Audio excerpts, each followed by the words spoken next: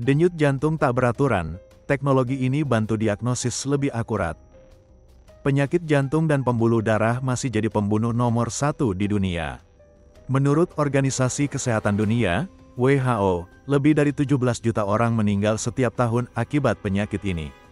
Di Indonesia sendiri, data Kementerian Kesehatan RI tahun 2024 mencatat lebih dari 651 ribu kematian disebabkan oleh penyakit kardiovaskular seperti stroke, jantung koroner, dan hipertensi dengan komplikasi jantung.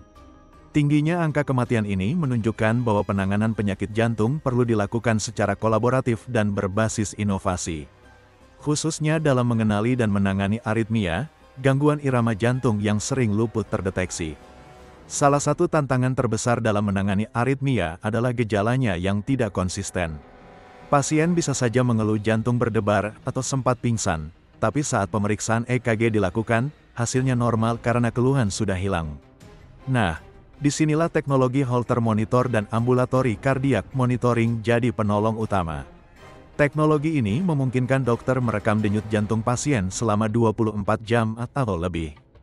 Bahkan saat pasien beraktivitas seperti biasa. Kalau EKG standar nggak menangkap momen gangguan, Holter bisa bantu karena merekam secara kontinu. Jadi, saat keluhan muncul, bisa langsung terekam dan dianalisis, jelas Dr. Sunu Beraharjo, SEP, JP, K, PhD, konsultan aritmia di Heartology Cardiovascular Hospital. Smartwatch bisa jadi alarm dini. Selain Holter, kini beberapa pasien juga bisa memanfaatkan smartwatch yang dilengkapi fitur EKG atau pendeteksi detak jantung. Misalnya, saat tiba-tiba merasakan jantung berdebar, pasien bisa langsung merekam aktivitas jantungnya melalui smartwatch. Data ini sangat berguna untuk melihat apakah ada kelainan irama yang perlu ditindaklanjuti. Gangguan irama jantung sendiri dibagi menjadi 3 jenis utama. 1.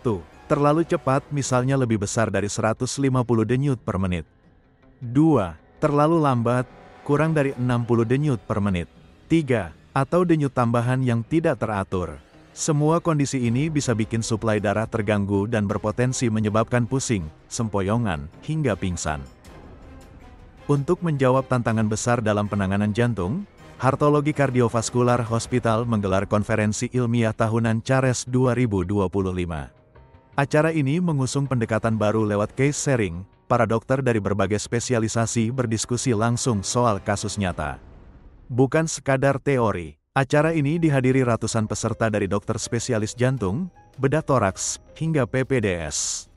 Selain simposium, CHARES 2025 juga menghadirkan workshop interaktif tentang pembacaan EKG dalam kondisi darurat, penggunaan fokus, ultrasonografi sederhana, dan tentunya pemanfaatan Holter monitor dalam diagnosis aritmia. Kami ingin mendorong kolaborasi nyata antar dokter, karena menangani penyakit jantung, apalagi aritmia, nggak bisa sendirian, kata Dr. Ridwan Cahyadi Lembong, CEO Heartology.